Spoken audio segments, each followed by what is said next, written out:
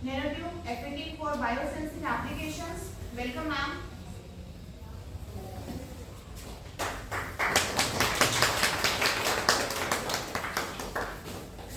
Thanks a lot, Shalima, for the invite. I humbly thank the organizing team for inviting me to this platform and for delivering my talk and also to share my knowledge with all of you. Although it is not my individual work, many of the authors are already present there and who have contributed a lot for formalizing this work at a patent level. And in case you have any doubts, please do let me know. So firstly, we will study, we'll understand the reason behind the research. Now firstly, the first computer that was developed was in 1943 and it was the basic computer in which we had all these systems, and as we can see the number of vacuum tubes, crystal diodes, relays, resistors, capacitors, there were so many in number, so manufacturing them was a very big task, and also they were very bulky. As we can see, they were so bulky and it was so tedious to use them. So obviously with the advent of technology, we needed some system which was smaller in size and which was easier to use. So in 1947, a transistor called DTU was developed, which all of us are teaching in the current semesters in analog electronics. The problem with DTU was that it was consuming a lot of power. So we needed a device which was a unipolar device and also which used less amount of power with a high speed. So in 1916, Atla and Kahn, they developed a MOSFET which with metal oxide field effect transistor. Because it is a field effect transistor and it is a unipolar device, the power dissipation in it is much less in comparison to other devices. So also accordingly with that we have a Moore's law. As Lohan sir just discussed before me in the last session, the number of transistors on a single chip, they are increasing at a very high pace. Also the number of transistors, they double in every 1.5 years.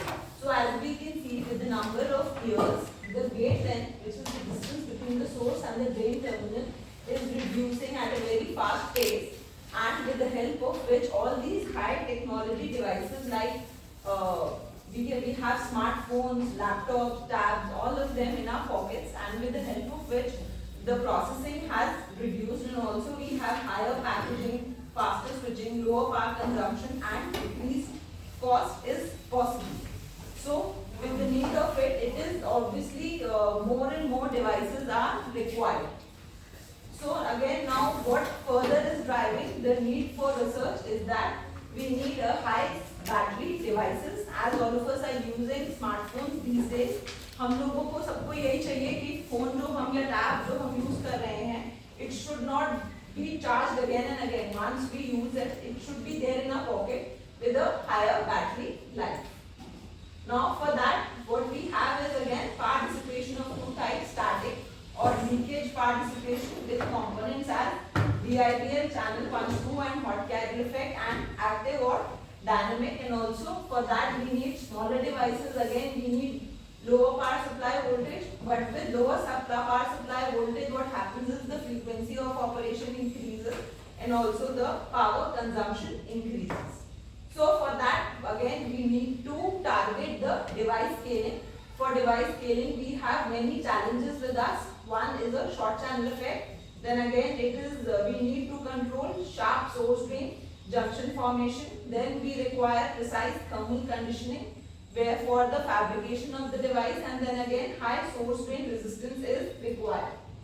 Now with the help of it again we have developed the biosensor in which we will be changing the dielectric of the FET, and by changing all these parameters the biosensing will be done. So here we have the species to be detected or analyzed which are placed here at the oxides, and then they are fed as heat, electrons, ions, gases, masses or light, and they are embedded into the electronics of the devices. And then what happens is a signal change is detected. This signal change could be your drain current, it could be your subthreshold slope, or it could be transconductance or other parameters. Again it is with the help of recognition layer. Now what are the benefits of them? They harness specificity of DNA. the dielectric is made analogous to the DNA. Then we have simple assembly, they are customizable and they are in vast uses for small cost. Now here we have a conventional FET, which is nothing but a field effect transistor. We have a source terminal, a drain terminal and a gate terminal with an oxide embedded in between. Now as we apply charges, we do not have any conduction, and then further as we apply biasing at the gate terminal, we have positive charges for here, and because of this positive charges, we will have electrons which are repelled towards the electron channel. So what happens is a conducting path is made from the source terminal to the drain terminal for the electrons to flow. And then the conduction begins and the threshold voltage changes.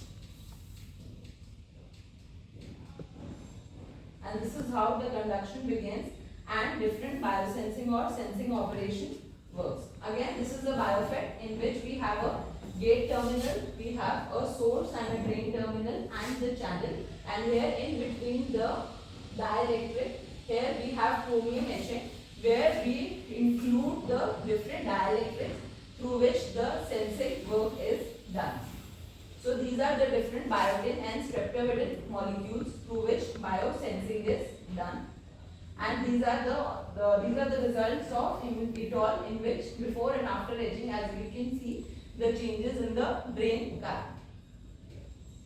These are the different biasing associated with the same. This is the paper that we have published along with Dr. Anupam, and again we have this patent granted for this work. And this is the area utilization of the gate all around nanobiofets with the nanotube FETs. As we can see, the nanotube FETs, it occupies a much lesser area in comparison to a gate all around MOSFET. Now this is the 3D structure, 2D structure and 1D structure of a biotube FET. Now this biotube FET has an inner gate and an outer gate. This is the core gate or gate 1, and the outer gate is nothing but the shell gate. It is from these two gates the biasing is applied. Again you can see this is the 2D view, this is the core gate and this is the shell gate or the outer gate. Now because of this two-way gate control over the channel, this is the channel region over which the biasing is applied, and these are the places where dielectric molecules or biomolecules are embedded and with the help of which the biosensing is done. Again, this is the calibration of our work with the experimental work, and these are the different models that we had used for simulating our work. Mobility model was used for the appropriate non-planar structure along with the inversion charge modeling. Then we had the recombination where we had to study how the different biomolecules or electrons they combine with each other. For that we have standard Schottky-Reed-Hall model, and which includes the proper carrier lifetimes, and then we have the Auger model which include high current densities with impact ionization effect, and then we have the concentration model to appropriately include the SRH recombination with their lifetimes. Then we have energy transport model or drift diffusion model for appropriate numerical techniques, and then we have statistics or Boltzmann model which is appropriate to consider carrier statistics. Then here we have the different device specifications for the dual metal junctionless biotube FET with the conventional junctionless nanobiofet. This table was done so as to have a fair combination between the already existing work and our proposed work, so that we can obviously create a benchmark with the help of which we can compare the results on different backgrounds or different bases, keeping all the device specifications same. Then this is the analytical model or the mathematics associated with our work. This was the basic 2D Poisson's equation. This is the standard Poisson's equation. It was broken down into two parts. One for the Laplace equation, one for the 2D Laplace equation, and one for the 1D Poisson's equation. This is 1D Poisson's equation. As we can see, there is only one variable VR, and here in 2D Laplace equation we have two parameters R and Z. This is to include the parameters along both radial direction and axial direction, both of them, so that we can model the mathematics associated in both the directions. For that, what we have done for the 1D Poisson's equation, we have taken a standard Poisson's equation in a parabolic form, which is taken as P0 plus P1 plus P2 r square, and also for 2D Laplace equation, we have taken it as U r comma z, and then these were the different boundary conditions associated at different points at this in this particular diagram, with the help of which we had created these boundary conditions, this 6 boundary conditions, which were applied on this and this equations, and then we had obtained values for P0, P1 and P2, and then we had calculated the value for drain current for different regions of operation, for threshold region, for subthreshold region, and up till 1 volt, and these were the different drain current equations associated with this. And then we had a subthreshold slope formula, which was this, and these were M, L, and L1 and L2 were the different parameters associated here. Then these were the different results obtained for different electron concentrations and hole concentrations. Now, why did we simulate the hole and electron concentrations? Because as we earlier saw, the FET diagram, the functioning of FET, everything is associated with electron concentration. Whenever we apply biasing, here when we had applied the biasing, we had an electron layer formed here, and because of which the electrons were flowing from source to drain terminal. So here this electron concentration was formed. Now, because this electron concentration is important, we firstly studied the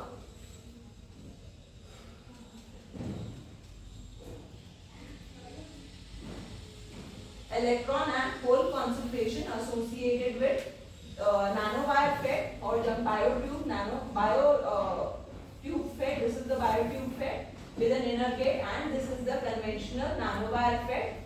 So in per centimeter cube, we had the whole concentration for different biomolecule concentration -1 equals with no biomolecule and with 1 equal biomolecule concentration. As we can see, according to this scale, the values of the biomolecule concentrations were much higher for biotube FET in comparison to the nanowire FET. Again, we can see for different protein concentration or for different DNA concentrations also, we have higher biomolecule concentrations in comparison to the conventional counterpart or nanowire FET.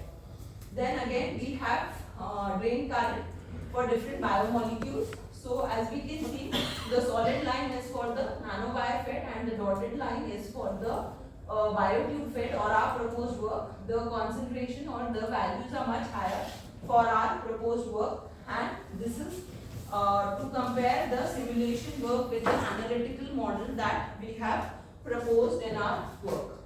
Again, this is the ion by ion ratio. As we can see, for biotube FET, the difference in the biomolecule concentration is the ion by ion ratio is much higher in comparison to nanowire FET, and this is the different sensitivity parameters that we have for nanowire FET and biotube FET. As we can see, the results for biotube FET are much higher in comparison to the conventional nanowire FET. This is because of the double gate structure. Then again, we have transconductance. As we know, transconductance is the first order derivative of the drain current with respect to the gate biasing. The values of our proposed work for biotube FET is much higher in comparison to nanowire FET. Also for the threshold voltage, the values are higher and also the changes are higher. And also we have the simulation versus the analytical model.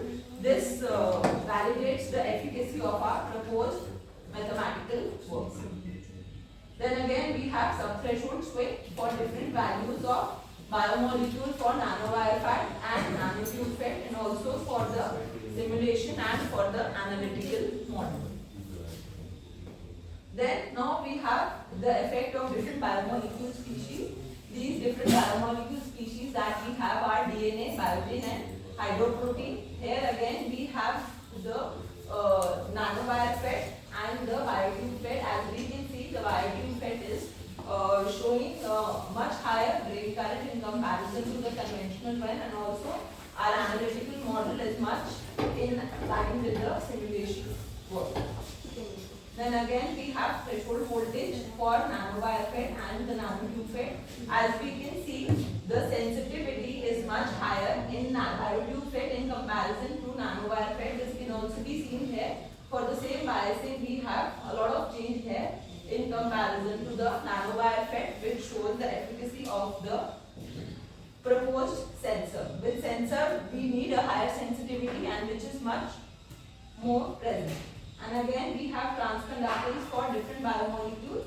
Again, the transconductance is higher for our proposed work, which is biotube FET, for different concentrations of DNA, biotin and hydroprotein over conventional nanowire FET. And also we have the simulation and the analytical model of the proposed work with the simulation work for different DNA, biotin and hydroprotein concentrations. Then again we have ion by ion ratio for different DNA, biotin and hydroprotein concentrations, and also the subthreshold slope for the same parameters, and this is the simulation and the analytical modeling of the same.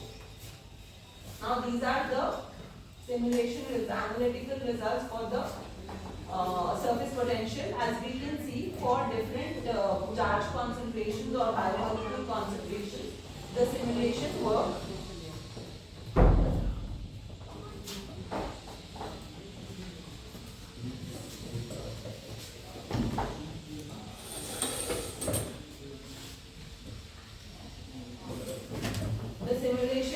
is much in line with the analytical work for different biomolecule concentrations when there are no charges for the square box, and then for positive charges and for the negative biomolecule concentration, and also for different biomolecules like DNA, biotin and hydroprotein.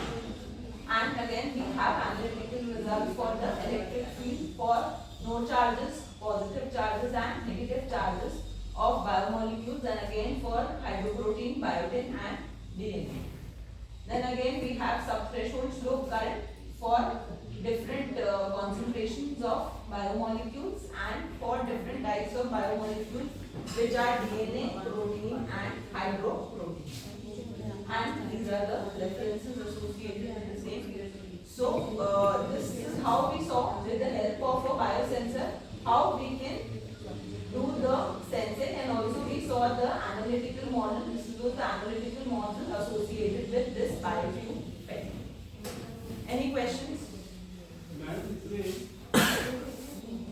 और ये high frequency dependency है कि नहीं? इसकी frequency dependency हम लोग calculate करते हैं. इसका प्रॉपर एसी एनालिसिस होता है, but that analysis is different from this analysis because the application of this is only for biosensing. Sensor का ही पूछ रहे हैं कि मास्टर जैसे यूज कर रहे हैं उस समय फ्रीक्वेंसी डिपेंडेंसी किस तरह से है या नहीं? फ्रीक्वेंसी डिपेंडेंट टेराहर्ट्ज के लिए ना, it is dependent upon silicon. हमने जो सिलिकॉन मटेरियल लिया है और जो उसकी चैनल लेंथ है, for this we have taken it as 40 और 50 नैनोमीटर, तो उसके ऊपर जो हमारी है वो टेराहर्ट्ज आती है. लोअर फ्रीक्वेंसी के लिए, लोअर फ्रीक्वेंसी के लिए तो देन आपका मटेरियल सेमीकंडक्टर मटेरियल चाहिए. It could be your some other material like black phosphorus और ग्राफीन. बायोमोलिक्यूल्स वाले that is independent. Both things are independent. अब जैसे आपका सेमीकंडक्टर मटेरियल पे बहुत डिपेंड करता है आपका जो फ्रीक्वेंसी आप जो यूज कर रहे हैं.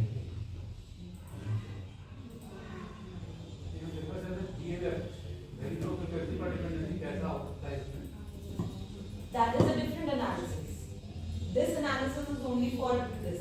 उसके लिए हम प्रॉपर उसका एसी मॉडल बनाएंगे, उसका स्मॉल सिग्नल मॉडल बनेगा और उसका एसी एनालिसिस होगा. That analysis itself is different from the already existing literature. We know that for silicon as a semiconductor material and for channel in 50 nanometer, the frequency of operation is in terahertz.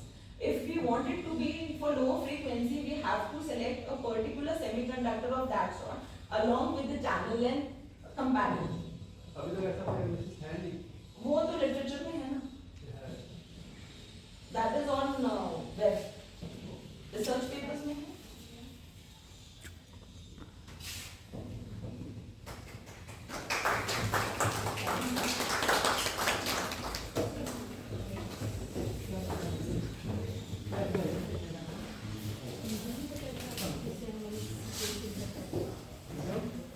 Thank you, ma'am, for your valuable and knowledgeable words. It gives us a great pleasure to have you with us. I would like to call Dr. Anubhav Goyal to present the memento to Dr. Sonam Rewari.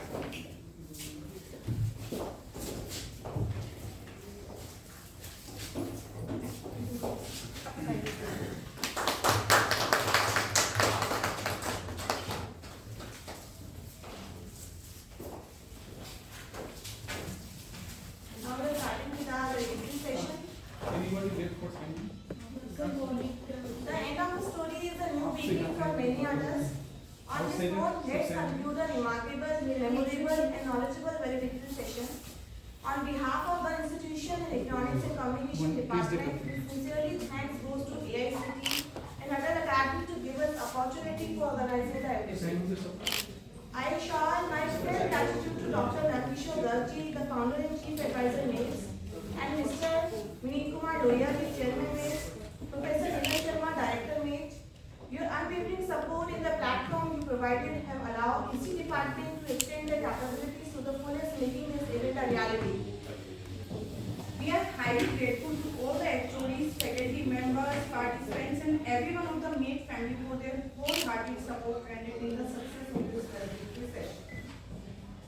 A special commendation is due to dedicated faculty and staff members of EC department at MAIT. Your tireless efforts, even during the final moments, and your wholehearted acceptance of the challenges did not go unnoticed. A special mention to the core executive committee, Ms. Shalu Jindal, Ms. Neeraj, for their efforts and dedication.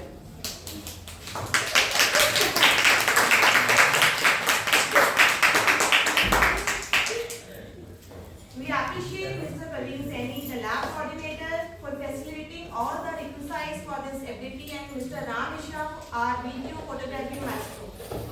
We express my deepest appreciation to our distinguished speakers whose willingness to share their knowledge has been crucial in making this FDP a success. Your valuable lessons have added immense value to our collective learning experience. A special acknowledgement to Dr. Anubhav Goyal, co-coordinator of Atal FDP, without whom this event would not have been a success. Your active involvement has been pivotal.